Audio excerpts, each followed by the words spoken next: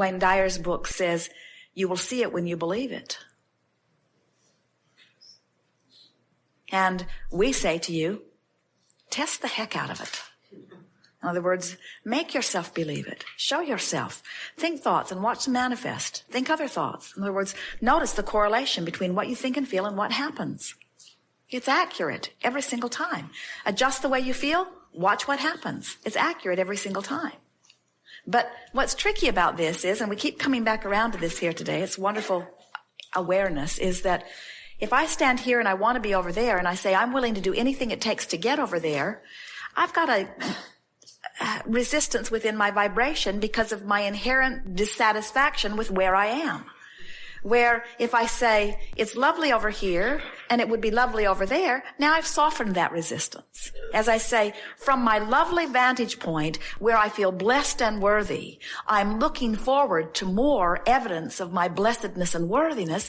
Now you've got the whole gamut covered. In other words, can you feel how that just cleaned everything up, you see? So when you realize that you're tapped into the abundance of dollars or to the abundance of abundance, then you don't have to worry about shortage because it flows in as fast as it flows out.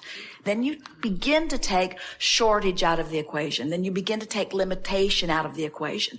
Then you begin to expect somehow, some way, whatever you want to manifest. And that's when the distance between your dream and the realization of it becomes infinitesimal. And that's when you say, well, it's like magic. And we say, it isn't magic. It's normal. You're wanting to see universal forces. Call it God, call it inner being, call it universal forces, call it source energy, call it this energy stream of well-being, call it whatever resonates well with you when you name it. But try to accept that it will always provide for you. In other words, if you could resist the temptation to explain how far you've come. Now, we know there is some sense of satisfaction in that because especially if you're here and you want to be someplace different, sometimes it is satisfying to say, well, look how far I've come. That gives me expectation that I can still go further. Yeah. And that's wonderful. We want to hear. But if you get too heavy-handed in explaining where you've been, then that's why you say it feels like it's two different personalities. And it is two different personalities. There's the connected you and the disconnected you. Those are too strong of words because you're never disconnected, but there's the more allowing of who you are you, and there's the less allowing of who you are you see. And you get so that you can feel which drum you're beating.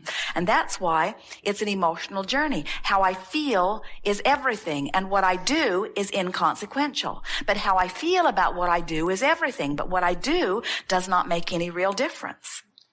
And we want to guide you to that. But how about this? This is a different tact. How about everything that I think that I need to do is all in order to propel me to some place that when I get there, I think I will be happier. So everything that I am doing, no matter what it is, all of my lists of right and wrongs are all about me getting to a manifestation that I believe then I will be happier. So why don't I take a shortcut and just go get happy? And once I get to that happy place and test it, we encourage you to test this. This is not a theory that we are practicing for the first time on humans. This is the way the universe operates. In other words, everything about law of attraction and this inclusion-based universe is about this. And the happier you are, the more you allow all of the things that you've been saying you want, you see. So we have an assignment for you. We want you to please you first. And we want you to tell everyone else to take a flying leap. Only thing is, in your case, there are not that many others that you will be able to tell to take a flying leap. In other words, there are not a lot of others that are making demands on you. It is your own internal contradictions. It's like Esther. She will say, I am free to do anything in the world that I choose to do. For me to ever be in a moment of complaining is as screwy as it gets. Because I'm in charge of everything about my life experience. And we say, yes, but you have these habits of thoughts that are carryovers from when you didn't believe that you were in charge of everything. And you sort of have to release them just one triumphant whoosh at a time. Yes. Well, we want to clarify something that may have gotten a little out of balance. We do want you to put yourself first in the sense that your only perspective is through the eyes of self. And so as you find thoughts that feel good to self, now you're connected to your source, and now you have plenty of resources that you can flood to whatever is your object of attention. But we see a lot of people who are joyously helping others, and it seems overtly putting others first. And in doing so, they are having great satisfaction and joy in the process of it. In other words, a mother who tends to her child is certainly putting her child in the position that you would call first, but she is getting enormous satisfaction from it because she is fulfilling something that she's intended for a very long time. So there's no discord in that. The discord comes in doing something for someone and resenting doing it. In other words, you are putting yourself first when you are serving others and joyful in the serving. The discord comes when you are feeling that your resources are limited and there's not enough of you to go around, and so you are doing it out of obligation rather than out of wanting to do it. So let's just back up and approach this whole subject a little differently, and let's call it allowing and resisting rather than doing for others or doing for myself. Allowing or resisting. So I can do for myself and allow the energy to flow, or I can do for others and allow the energy to flow. Or I can do for myself and not allow the energy to flow, or I can do for others and not allow the energy to flow. But it's not the action, it's not the function of what I'm doing, it's the function of how I'm feeling while I'm doing it, you see. So as we've been talking about these different emotional set points, we can feel that you have come a long way. In other words, you can feel that you have been coming more and more into self-appreciation, especially recently, but over time. It's something that everyone is born doing, and then many of you lose as you're trying to find your relationship to everyone else around you, and then most eventually come back around to it. In other words, you always do when you make your transition. Sometimes you see very little ones selfish enough to kick up a ruckus in order to make sure they get what they want, and very old ones selfish enough to kick up a ruckus to make sure that they get what they want. But in neither of those cases is there alignment in the way we mean it. In other words, we don't want you to think that you have to kick up a ruckus in order to demand something from someone else. We want you to understand that the entire universe is ready to comply with you. You just have to find the balance that lets the universe comply. And so the way you do this, the way you selfishly put yourself back in the place that you allow well-being to flow to you in the way you deserve and in the way that is absolutely normal, is just through trial and error. In other words, you throw some fits and see where it gets you.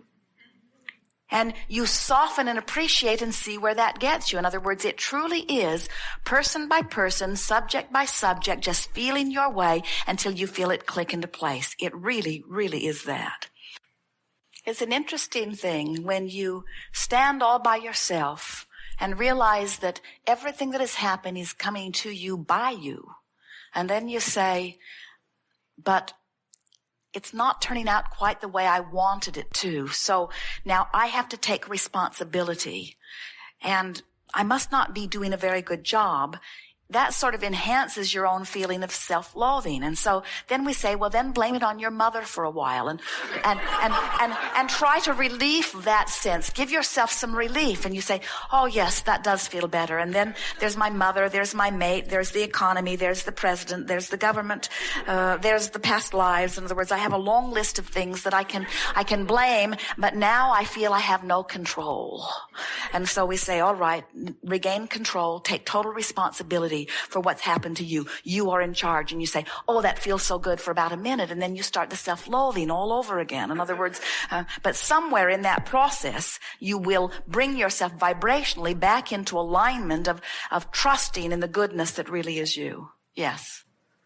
And this is our way of saying to you that it's not a straight and narrow path that you must make your way to. In other words, when you achieve vibrational alignment with your well-being, around every corner is a potential satisfying of something that you want. Literally.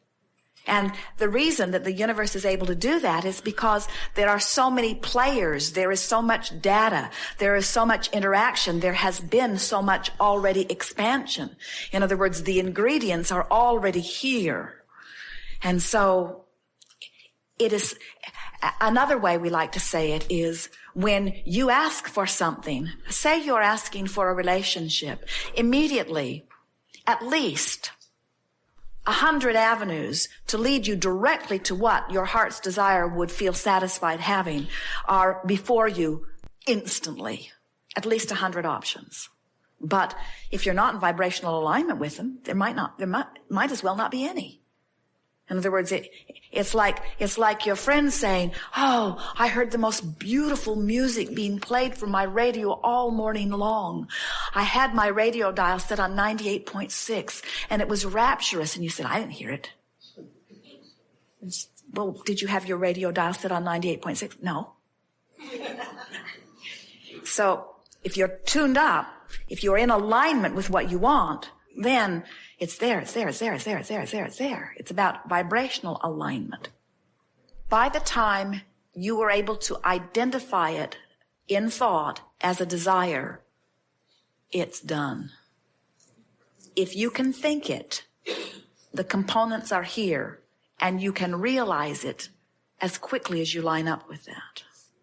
In other words, if you say, I want a prize, the universe says, very well, we will line up endless opportunities for you to have your prize. And when you say, but there is only one prize, the universe says, very well, we will make it very difficult for you. And when you say, there is only one prize and I think that person will get it, the universe says, very well, it will not be yours. In other words, your thoughts happen. But when you say, there is no shortage of prizes, the universe says, then pluck from those that please you. They are everywhere around you. When you say, but I am the only worthy one and no one else is worthy, the universe says, well, depends upon how they feel about them, not how you feel about them. In other words, your every thought affects your vibration, but that's all that affects your vibration. And your vibration is the only thing that ever affects your outcome. In other words, because every time you launch a preference, the universe has gone to work on fulfilling your preference and has taken great satisfaction in doing so. In other words, all of your future worlds have been envisioned and enjoyed by all that is non-physical. That's why it's in escrow, ready for you to let it into your experience, you see.